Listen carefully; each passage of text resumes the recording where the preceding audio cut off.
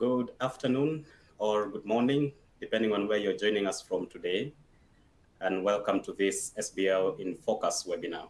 My name is Martin, and I work as Education Support Manager here at ACCA.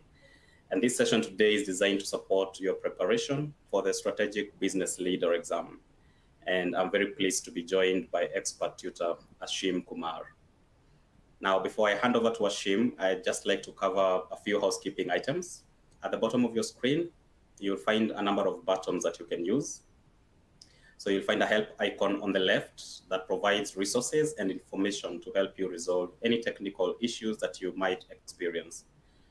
There are some icons for the slides and the media player. So you'll need to see both of these during the webinar.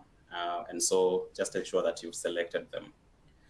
There is an attendee chat function that will enable you to engage with fellow webinar attendees, and that icon is on the right-hand side. We also have a list of available resources, and that icon looks like a file symbol. And if you click on that, you'll be able to access the resources relevant to today's webinar, including the direct links. You can rearrange your screen to suit you and resize the windows if you need to. And if at any point you can't hear what we are saying, or you can't see any visuals, please do refresh your browser. Now, registering for this webinar means you will be sent an email tomorrow with details of how you can listen in to it again. So don't worry if you miss something or if you have any technical issues, as you'll be able to access the recording. So I'm going to hand over to Ashim in a moment. And in case you'd like to ask ACCA or Ashim a question, then please click on the Q&A button, which is at the middle icon at the bottom of your screens. And please know that we may not be able to respond to all the questions directly, either verbally or via web chat, but we do hope that the questions that we share will be helpful to everyone. So welcome once again, and now over to you, Ashim. Thank you very much, Martin, and I'll also add my welcome to all of everyone that's attending. And I know that you're all over the world, and it's great to see you all here and making the effort, to come along and spend an hour with us. So certainly we will do our very best to give you as much value as possible in our short time together. Now, Martin explained how this is going to work, and predominantly this is all about you. Okay, so I've got some stuff that I want to cover with you. And as we go through that, if you have any questions that come up, please put them in the chat box here in the Q&A, and I'll answer them. But I won't answer them immediately. I'll answer them at the end, right? So really what I'm thinking is that we'll get through the slides and the materials as quickly as possible, and then leave as much time as possible for the Q&A. All right, so that's what I'm thinking. So bear with me. If you have a question, please, don't forget about it. Don't forget about it. Just write it down in the Q&A, and we'll get around to it. Okay. I've already got some great questions coming in, and thank you for those. They'll definitely will be addressed. They are very, very important areas that we need to look at and we need to be comfortable about. Before we do that, though, I would really be curious to know how many of you have sat or are sitting SBL for the first time. Can you put something in your chat box? How many of you are sitting SBL for the first time? I'd really like to know. Gosh. So for Ireland, Serbia, UK.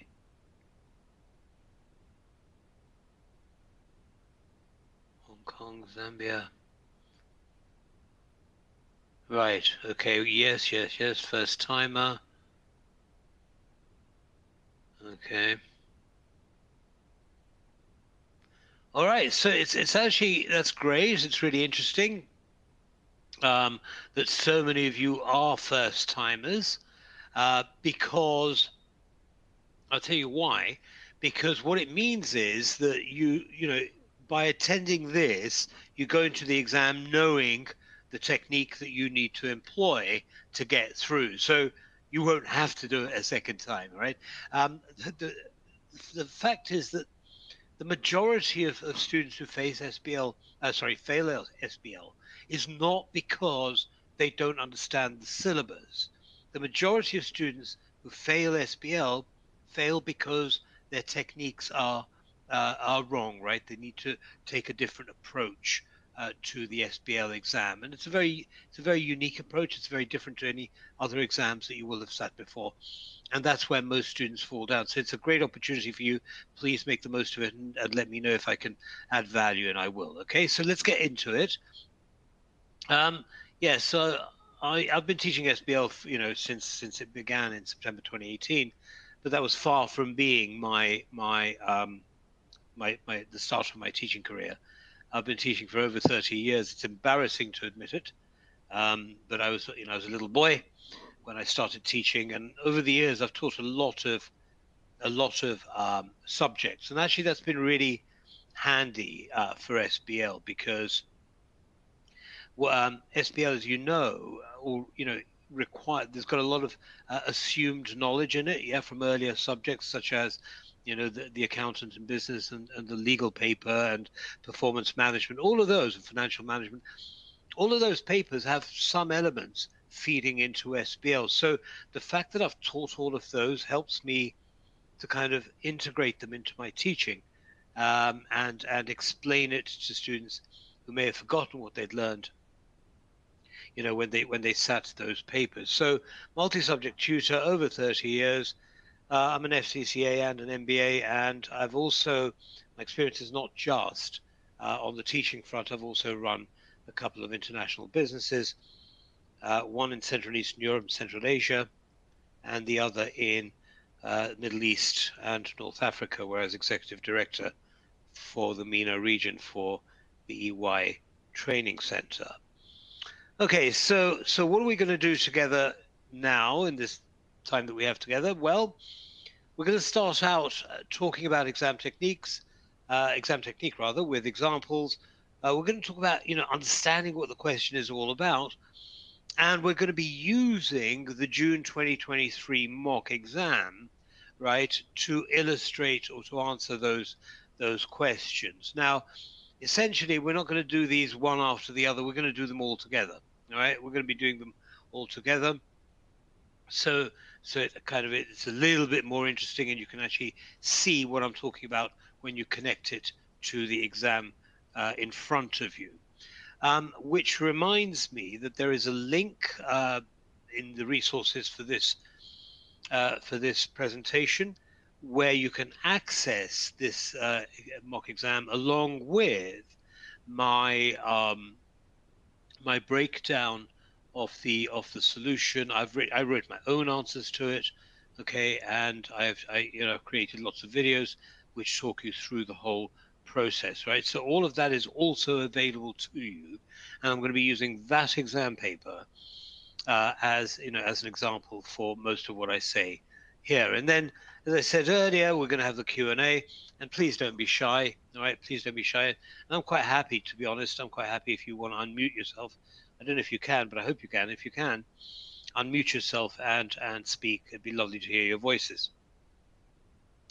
All right, so let's get into where we're going to start. We're going to start with our exam technique. It really is critical because, as I said earlier, this is where a lot of students fall down, right? And I'm going to focus on what we do on our RPRT. Anyone remember what RPRT stands for?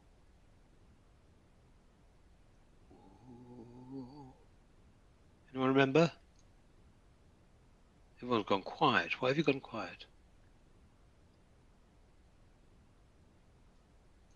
I've lost your chat. Where's your chat?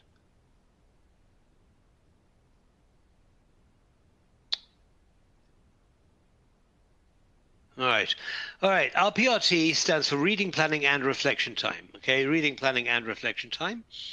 And it is absolutely vital that we use this effectively, right? When we walk into an exam, it's so natural for us because we're so kind of nervous, and we want to get in there, and we want to start earning marks, and we're in a rush, and we want to use every second we have, and then we see the first question, we think, great, I can answer this, and off we go. We start answering it, right? And we're really excited, and then a couple of answers down, we get in a mess. So that is not the right approach with SBL. With SBL, you need to use your reading, planning, and reflection time, and I recommend that you use 1 hour. 1 hour for this, okay? 1 hour. And then you have 3 hours in which to write your answers.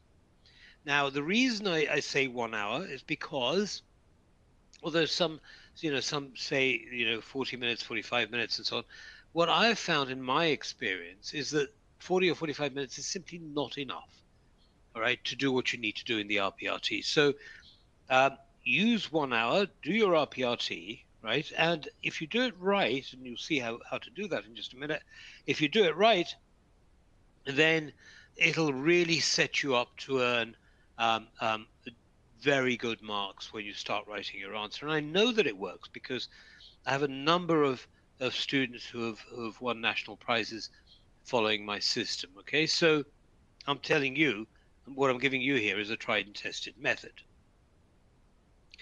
So here we go. So what do you do in the RPRT? Well, you start here in the left hand box. Now I'm gonna start using I'm using the pen here. Okay, and let's see if it works. No, of course it won't work. Technology and I, for some reason, have a problem. Oh, there we go. It's working now. Okay, so start on the left-hand side, and what we do is we move in this direction. Okay, and then we come back, and then we move from the left to the right here as well. Okay, there we go. God, it's so great being able to use a pen. Okay, so review and highlight the overview, usually Exhibit 1. Now, of course, at this stage, all of you should have seen at least one past exam paper, hopefully more. And you'll find that Exhibit 1 is typically the overview, right, which gives you a bit of context about the company or whatever the organization is, the history, the people involved, maybe some mission. It'll tell you what your role is. You're an advisor, you're a consultant, I don't know, you report to the CFO, whatever it is, right? So that's what happens in the overview of the Exhibit 1. So what I've said here is you review and highlight the overview. And I'll go through these one by one. I'll show you what I mean in a minute, but let me just introduce them here. Step 2, CP, copy paste, the tasks into your response option. Okay, so what you do is you take the task, you copy paste the task from the task window, right? You open the task window, copy paste the task, and into the response option. The only response option you need for SBL, right, is the WP. For goodness sake, don't start playing around with numbers in your spreadsheet response option. Forget about your spreadsheet for SBL. Please forget about it. Okay, I'll explain why later. Everything should be done in the WP, and if you're asked for a slide or a slide-based answer, then you may choose to use the slide response option. If not, you can produce your slides and use the WP to do that. Okay, so put your slides in the WP. Right, so copy paste all your tasks into the response option, which will be your WP, your word processor. Step 3, analyze all the tasks. And what do I mean by analyze the tasks? I mean highlight the key words, right? Highlight the key words. What do I mean by key words? Well, by key words, I mean things like the word analyze, things like the word and. Most SBL questions have at least 2 parts, right? So analyze the risk register that they've produced and make recommendations how it could be improved. Something like that, for example, right? So there's always an and, at least one and, in an SBL question. Now, under exam conditions, it's really easy to forget that there is more than one part to the question, right? And what happens is you answer the first part, you're really happy with yourself, you think you've answered the question, and you move to the next one.